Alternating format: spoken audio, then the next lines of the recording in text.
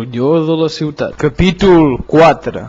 En Jonathan Masdeu ingressa a l'hospital degut a una intoxicació. Després de l'operació, el doctor els hi anuncia el diagnòstic. Han de realitzar un trasplantament de ronyó.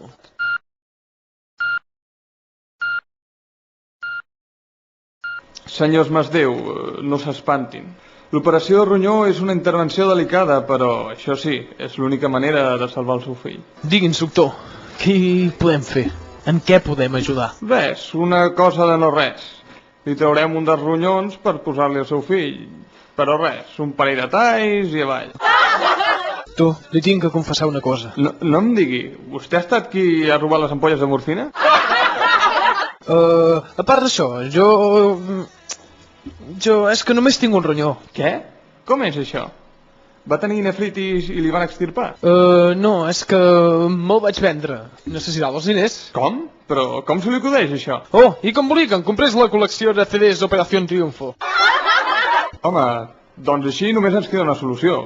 Vostè, senyora, què tal va de ronyons? No me'n parli, jo estic igual, jo també me'l vaig vendre. Què? Però com va fer això? És que quan vam tenir els CDs d'Operació Triunfo, bé que necessitàvem un equip de música per sentir-ho. Doncs així no ho sé. Tenen algun familiar directe que els hi pogués proporcionar algun ronyó? Aviam, la meva mare no... Fa temps que ens va abandonar. Vaja, perdoni'm, l'acompanyo en el sentiment. Ah, no, és que va atracar un furgó blindat i està perduda per les Bahamas. I vostè, senyora, té algun familiar proper? Igual el meu germà. Importa molt que sigui alcohòlic des de fa 30 anys?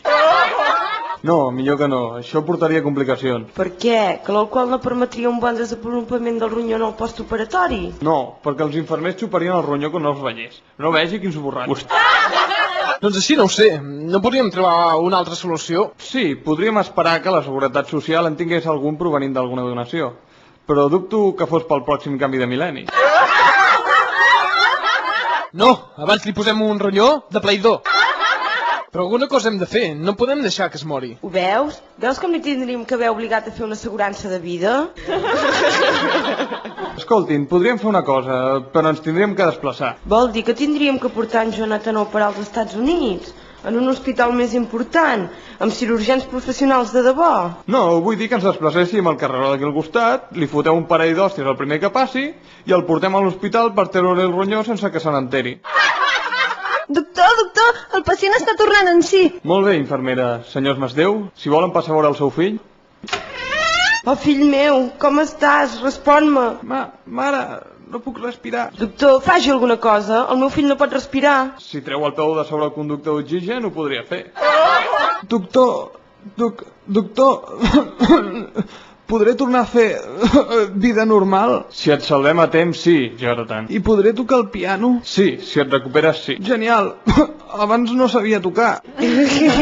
Però pensin, senyors, que ens queda un ronyó per trobar. És veritat, què podríem fer? Soc pare i no poder fer res pel meu fill. Em sento tan impotent. Vaja, el que faltava. I ara què hauré de fer? Embolicar-me amb el botanero? No, dona, no. Era una manera de parlar. I escolta, Mariano, ara que dius això de pare, i el teu pare, no podria fer la donació? Ah, no, amb aquell vell idiota jo no hi vull saber-hi res. Però, Mariano, va, que és pel teu fill. Va, home, demana-li al seu pare.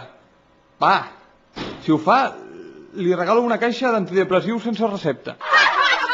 Carai, si m'ho posa així, no li puc pas dir que no. Doncs au, ja ho hem solucionat. Digui'm on és el seu pare. On el podem trobar? Lluny, molt lluny d'aquí. El meu pare viu a Melilla. És un militar retirat.